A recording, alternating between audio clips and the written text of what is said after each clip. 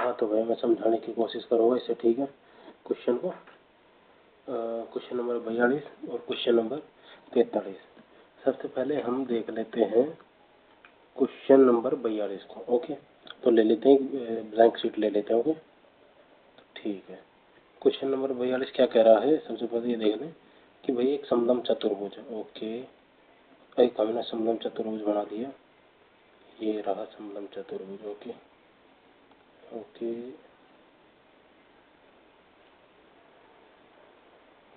ठीक है, समलंब चतुर्भुज बन गया।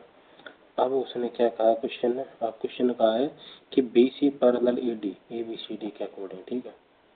ओह, वो हट गया है ना, तो उसको भी सेव करना पड़ेगा। ठीक है, तो एक बार देख लेते हैं। ओके,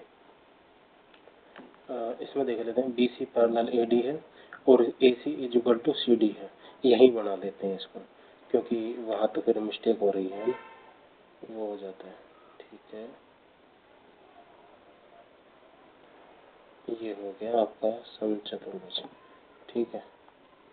और अभी इसने क्या कहा है, ए बी सी डी, और ए बी सी डी में यहाँ से ए बी, ठीक है, ये ले लेते हैं ए बी सी डी। तो देखो ये इस प्रकार से लेने से आपकी बी सी और ए डी हो गई पैरेलल, ठीक है। अब ये क्या कह रहा है कि A C is equal to C D. अब ए सी कहाँ है, ए सी ये रही, ठीक है, समझने की कोशिश करना। ए सी ये रही। अब ए सी को इसने बताया है ए सी इज इक्वल टू, ये ए सी है जो सी डी के बराबर है। तो फिर सीधी सी बात है, जो इनके आमने सामने कोण है वो बराबर होंगे, यानी कि ये कोण, ठीक है, ये कोण, और जो ये कोण रहेगा, ये दोनों को दोनों कोण बराबर रहेंगे। चलो इतना यहाँ पे इतना डाटा क्लियर होगा, ठीक है। और उसके बाद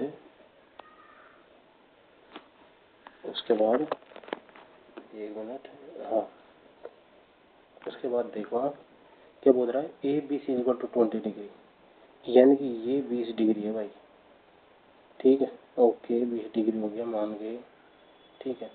और ये बोल रहा है कोण B A C is equal to 131, यानी कि B A C is equal to 131, यानी कि ये वाला कोण है जो 131 है, ठीक है। ये वाला कोण क्या है, 131। ओके, ये 131 हो गया, हमने लिख दिया। डायग्राम थोड़ा छोटा बनाया तो थोड़ी सी हल्की सी प्रॉब्लम हो रही है मुझे टाइप को यूज देने में, तो थोड़ा सा एडजस्ट करना। 131 हो गया। तो देखो ये त्रिभुज यहाँ पे कौन सा हो गया, ये वाला त्रिभुज ए बी सी, कौन सा त्रिभुज हो गया, ये वाला त्रिभुज। तो ए बी सी ट्राइंगल हमने ए बी सी दे दिया। अब ए बी सी जो ट्राइंगल है, इसमें इसके तीनों कोणों का मान 180 डिग्री हो गया। तो ये कितना हो गया, देखो 130 प्लस में 20, तो 130 नहीं 131 प्लस में 20, 151 डिग्री, 151 डिग्री। बच कितना गया, मतलब 151 डिग्री बच कितना गया, 29 डिग्री, ठीक है। तो यानी कि ये वाला कोण कितना हो जाएगा, 29 डिग्री। ये वाला कोण 29 डिग्री हो गया, क्योंकि ये 20, ये 131, तो ये 29।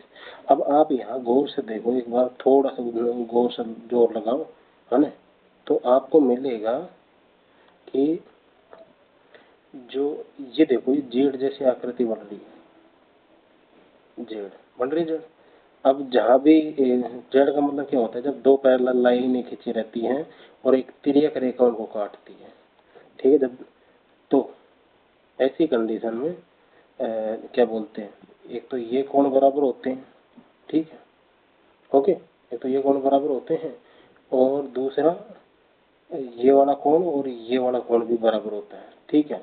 सेम उसी प्रकार से इसको थोड़ा सा कम वो कर देते हैं, एक और यहाँ और देख लो इसको एक बार, ठीक है। सेम उसी प्रकार से जो यहाँ जो कोण बनेगा ना, यहाँ पे जो कोण, वो इस वाला कोण के बराबर रहेगा, ठीक है। इससे बड़े वाले से देख लो एक बार, समझने का प्रयास करना। यानी कि यहाँ पे जो कोण बनेगा ना, वो कोण इसके बराबर होगा। उम्मीद है यहाँ पे समझ आया होगा। इसको शायद एकांतर कोण बोलते हैं, शायद एकांतर कोण, क्योंकि ये वाला संगत कोण हो गया, और यदि ये होता तो शीर्ष अभिमुख कोण होता, तो इसको शायद इसको और इसको एकांतर कोण युग्म बोलते हैं। ओके, तो अभी क्या हो गया, अभी यहाँ पे देखते जाना आप, ठीक है। ओके, ठीक है, थोड़ा सा टाइम, यस, ठीक है। तो देखो ये हमारे पास में 29 आया था अभी, तो ये कितना हो गया, ये 29 हो गया हमारे पास, ठीक है, ये 29 हो गया। अब ये 29 हो गया, ये हमारे सामने कौन है, तो ये भी 29 डिग्री था। तो देखो ये 29 डिग्री और ये 29 डिग्री, तो फिर ये इसको हम थीटा मान लें। थीटा क्या हुआ, त्रिभुज के तीनों कोणों को माने 180 डिग्री, 180 डिग्री, तो थीटा प्लस में 58 इज इक्वल टू 180 डिग्री, यहाँ पे इज इक्वल टू 180 डिग्री मान लो, तो ये 58 इधर को जाएगा, तो थीटा इज इक्वल टू आ गया 122 डिग्री, ठीक है। तो यही इस क्वेश्चन का आंसर है, 122 आपका आंसर हो जाएगा। ओके, उम्मीद है आपको समझ आया होगा, क्योंकि मैंने कोशिश पूरी करी। ओके, अगला क्वेश्चन देखो। अगला क्वेश्चन को मैं एक बार आप क्वेश्चन को ढंग से पढ़ दो, फिर उसके बाद में आप क्या बोलते हैं, क्वेश्चन को लेके बैठना खुद के साथ साथ में, तब जाके बेहतर तरीके से एक बार ढंग से पढ़ लेना। तो देखो, एक रेलगाड़ी ए है जो एम से चलती है एन की ओर, कितने बजे, 8:20 पर, 8:20 से 3:20 पहुंची, तो 8:20 से 3:20 के बीच में कितने घंटे हो गए, 7 घंटे। इसको कैसे समझेंगे आप, तुरंत 7 घंटे कैसे निकाल लेंगे।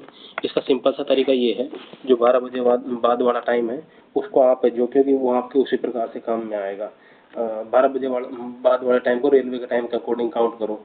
12 के बाद में जैसे 1 बजेगा उसको हम 13 काउंट करेंगे, 2 बजेगा उसको 14 काउंट करेंगे, 3 बजेगा उसे हम 15 काउंट करेंगे, उस हिसाब से, तो उस हिसाब चलेंगे। तो यहाँ हमारे पास में 7 घंटे आ गए, ठीक है। ओके, तो एक और टाइम कितना लगे, 7 घंटे एम से एन तक पहुँचने में।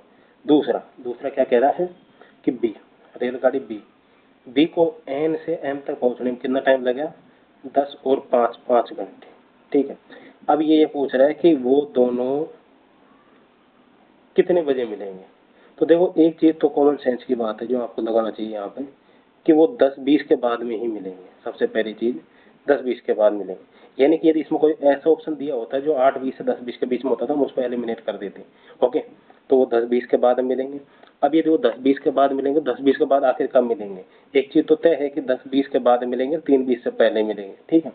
तो देखो, अब इसको आप समझने की कोशिश करना, कुछ कुछ इसमें टाइम स्पीड डिस्टेंस का कॉन्सेप्ट लग रहा है। सच्चाई यही है कि टाइम स्पीड डिस्टेंस का क्वेश्चन है और इसको रेलगाड़ी में कन्वर्ट करके दे दिया, समझने का फेर है, ठीक है। और कुछ इसी में यदि TSD वाला तरीका लगाएंगे तो थोड़ा सा लंबा पड़ सकता है। मैं इसमें टाइम एंड वर्क वाला तरीका ही लगाऊंगा, ठीक है। तो अब समझने की कोशिश करना, बिल्कुल ढंग से समझने की कोशिश करना। ओके, ए कोई काम को करता है 7 घंटे में, बी कोई काम को करता है 5 घंटे में, ठीक है। ए कोई काम को करता है 7 घंटे में, बी कोई काम को करता है 5 घंटे में, ठीक है। अब फिर वो बोलते हैं कि ए है जो 2 घंटे एक्स्ट्रा काम करता है, 8:20 से 10:20 तक 2 घंटे एक्स्ट्रा काम किया, ठीक है। तो उसके बाद में ए और बी ने दोनों ने मिलकर उस काम को किया, तो बताओ काम कितनी देर के अंदर कंप्लीट हो जाएगा। अब इसको ब्लैंक पेपर के अंदर देखो, वहां से आपको समझ में आएगा, ठीक है। तो देखो, ये हमारे पास ए हो गया, ये बी हो गया। ए 7 घंटे में करता है, बी 5 घंटे में करता है, दोनों को हमने एलसीएम ले लिया, 35 आ गया, इजी है, ठीक है। अब देखो यहाँ से एफिशिएंसी आ गई, ठीक है। ए की एफिशिएंसी 5 आ गई, बी की एफिशिएंसी आ गई 7, ठीक है। ए 2 घंटे एक्स्ट्रा काम करता है 8:20 से लेके और 10:20 तक, तो ए ने 2 घंटे में क्या काम किया, 5 गुणा में 2, 2 घंटे 5 इसकी एफिशिएंसी, टोटल काम हो गया 10। ए 10 काम कर चुका है, ठीक है। तो अब हमारे पास काम कितना बच गया, 25 काम बच गया। ओके, 25 काम बच गया। अब इस 25 काम को ए और बी दोनों मिलकर एक साथ करते हैं, तो ए की एफिशिएंसी कितनी हो गई, ये रही। ए की एफिशिएंसी अपने पास में 5, बी की एफिशिएंसी 7, तो 5 प्लस में 7, ठीक है। यानी टोटल 12 एफिशिएंसी हो गई। तो 25 काम है, उसको आप 12 के एफिशिएंसी से करते हो।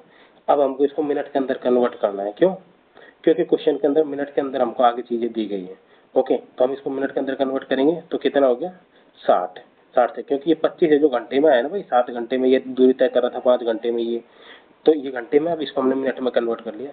12 पंजो 60 और 25 पंजो 125, 125 मिनट हो गए टोटल एक्स्ट्रा।